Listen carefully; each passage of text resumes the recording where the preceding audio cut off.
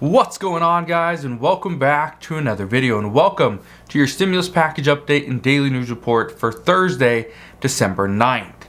Now, my voice is a little bit off today. I am coming down with a slight cold simply because I've slept about 8 hours in the past 2 days. The month of December have a lot of stuff going on, so yes, I usually do get this, and so just bear with me. But here's what we're going to discuss today. First, I'm going to give you an update regarding how states are considering eliminating taxes. I want to address that because that is potentially very big news, can save you a decent amount of money. Also, we're going to talk about Social Security, talk about student loans, and how lawmakers are pushing those two things together, and it could potentially be good news for those with student loans or those that are on Social Security. I'm also going to give you some daily news, and obviously we're going to dive into the stimulus package. So, if you have any questions whatsoever, please ask your questions down in the comment section below. But let's get into the update. Here's what we are hearing. Due to rising inflation, and again, the CPI data, I misspoke yesterday. For some reason, I thought yesterday was Thursday, but yesterday I said the CPI data was coming out this morning. It's not. It's coming out tomorrow, okay? CPI data comes out tomorrow. The jobs report comes out tomorrow. All these big reports. This is very good news. Here's what we are hearing. Due to rising inflation, states are considering eliminating taxes in order to help their residents. However, they're considering changing this and cutting certain taxes, not income tax, okay? Keep that in mind. Income tax has not been discussed.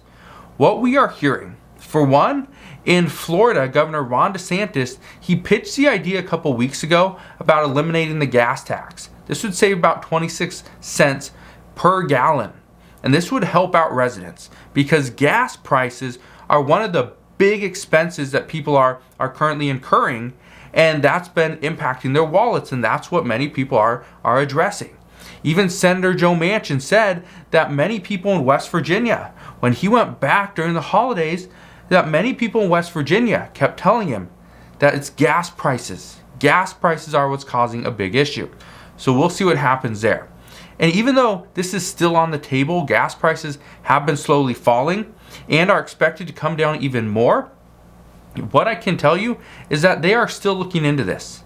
In Virginia, and this is something that's happened in multiple states as well, Governor Glenn Youngkin, he's considering eliminating the grocery taxes. And this has been seen as a huge burden to many elderly individuals and people living on Social Security or a fixed income. And this was one of his campaign promises when running for governor, was that he was going to eliminate the grocery tax. Now, there's only a certain amount of states that actually have a grocery tax, but this is one of them.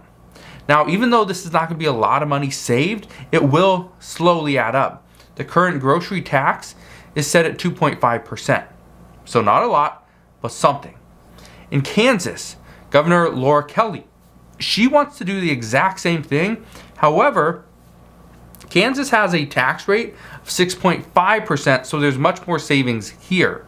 And in Utah, they're actually considering a grocery tax rebate or upfront payment, a credit, if you will. Governor Cox in Utah wants to provide a $160 million grocery tax credit to residents. It's interesting. This tax credit would go to all lower and middle income families, and due to the rising cost of food, legislators want to provide assistance for the rise in food prices. Now, let me just explain this, because when I tell you the amounts of money that they're potentially going to pass, for one, it's not a lot. But at the same time, they're not trying to cover all your food expenses. They're trying to give you that kind of credit to pay for the increase. Okay, that's where it's coming from. So the breakdown will look something like this. A single parent with 2 children who makes less than $20,000 per year would get a grocery tax credit of $240.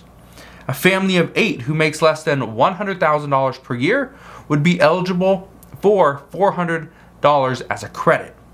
Now, Reports also indicate that this could become a monthly payment, or it could at least be paid out multiple times per year. It's not being considered as a one-time payment. So the expectation as of right now is that this would at least be paid out 2 to possibly 3 times. So the expectation is, chances are you're most likely going to see about a $500 payment over the course of a year. That's if it's just about 2 times. So now, even though only a handful of states are looking into stuff like this, just understand many states are considering something very similar. Many states are looking at possible ways to provide additional assistance. Some are looking into or have already provided stimulus checks. Like California already provided stimulus checks. In Tennessee, they provided $1,000 to teachers and educators. Now, a lot of states have a bunch of extra money, have a surplus of funds, and so they're trying to pay it back. They want to get their state back on track. So one of the ways they're doing that is by giving the residents that money. It's coming from the federal government, which the federal government, who's going to pay that? Well, it's going to be all of us. Everybody that lives in the United States who pays taxes, we will have to pay that back. So the states are giving us some of that money. Now, other states are still doing other things like providing unemployment benefits to those that were fired for not getting the vaccine. Almost all states are providing more pandemic EBT benefits for children. So that's good news there. But the good news is that more is coming. The only issue, and I do feel this is a big issue, is that states and the government is asking us to continue to be patient. Now, I just want to throw this out there because I know I'm going to hear this. How can we be patient if we do not have any money? And I've been there before. I know the feeling. How can you be patient when you know I have a bill coming up in a week or in a month or in a couple of days? I need to pay it, but I do not have the money. How do we do that? And right now it's almost impossible. The only way is to continue to work, to bring in income, and then obviously make those payments. Now it's easier said than done. That's the issue. Is that everyone's saying, just be patient. The lawmakers are saying, we'll get there. Just, it's in time, we will get there. Just wait. Hopefully by Christmas, if not, maybe later. Well, this is where the fights are coming in the Senate. Okay, and I want to break this down because this is where I think a lot of people are having issues. Some senators believe that we need to get the Build Back Better Act passed as quickly as possible and hopefully before Christmas. Others believe that waiting would provide a greater benefit. So do we pass it early and take less, or do we wait and get more? That's the question. Some say that they can't in good faith support a bill that is likely to contribute to higher inflation. And now, Democrats demand even more out of this bill. So, some don't want to pass it because they're worried about higher inflation. This is Senator Joe Manchin and others. Some say that they want more out of this bill before they even consider it. Okay. So, as of right now, chances are this bill doesn't pass. But that could be a very good thing.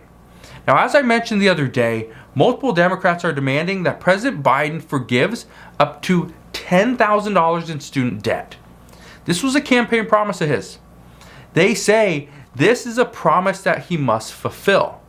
But at the same time, we got other lawmakers that say if he promised to forgive $10,000 in student debt, great.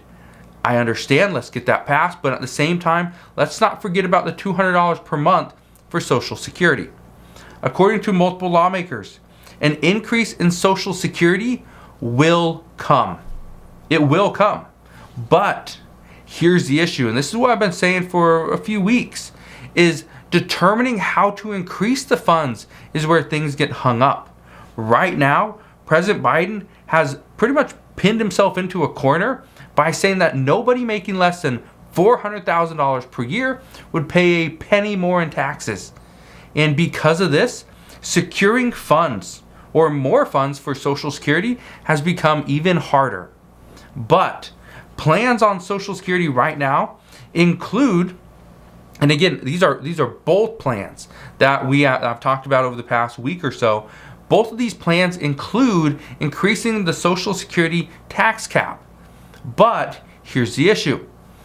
President Biden is against this because it goes against one of his campaign promises. Okay, so he promised to provide $10,000 in student loan forgiveness.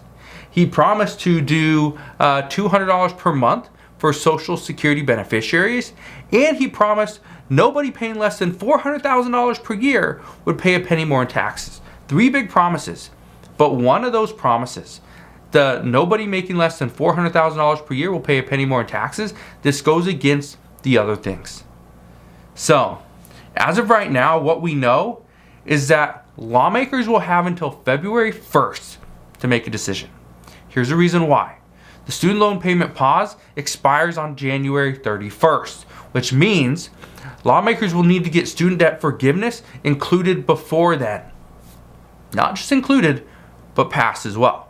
Which means we would most likely have answers to Social Security before that. But again, it's going to take some time. So as of right now, what I can promise you is I will keep you updated on these discussions. These aren't really the main news, right? The CNN, Fox News, all the big media outlets, they're not covering what lawmakers are looking at more in the backroom deals. They are looking at the debt ceiling, the NDAA. They're looking at how the Senate passed a bill yesterday to nullify President Biden's vaccine mandates. Right? They're looking at those things, the big bills. They're not even really discussing the Build Back Better Act in many ways, because in a lot of cases, many people are saying that, you know what, this is pretty much done. There's really no way we're going to get this done before Christmas, so we'll see what happens there. Now, one piece of good news is that the longer this bill takes to pass, the higher the chance of seeing additional relief. Currently, many predict we will see higher inflation, so the chances of more benefits is actually a little bit smaller. Okay? So, one thing I can tell you though, right now, if we can get through this time of increased inflation and begin to see deflation sometime in the late winter, then, okay, and only then, experts are predicting the size of the $1.75 trillion bill could actually go up. Now, will this include a fourth stimulus check? Probably not. I'm not saying it will, but we could see other benefits included in the meantime. Now, let's get to some COVID news for today. Here's what I thought is interesting. Researchers have found that people who are overweight and have less muscle mass have been at higher risk of severe illness and death from COVID. Now, this possibly explains why elderly are seen as a higher risk, because as they get older, their muscles begin to atrophy during later stages of life. Now, this proves why the majority of deaths across the world have been in more obese individuals.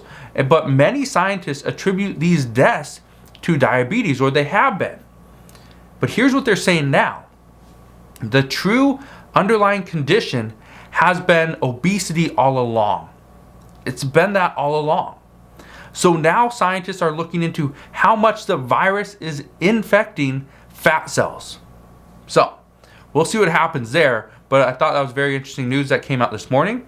We're also hearing that JP Morgan states that by the end of 2022, that we will most likely be in a full global recovery. We will most likely return to normal conditions that we had prior to the COVID outbreak, and things will be much better. It's good news. And I wanted to mention this at the end of this video for one main reason. The reason is because there's a lot of skepticism right now. Many experts think that things are going to turn around very quickly, but this isn't going to happen until after we get out of the colder months. So the expectation is, one, expect a dark winter, and then we will follow it up with a lot of upside in quarters 2 through 4. So we will see what happens as we make our way through the next few months. But as always, I will be here every step of the way. Again, I just want to thank you guys for watching. Have a wonderful rest of your day. Consider subscribing, and I'll see you guys on the next one.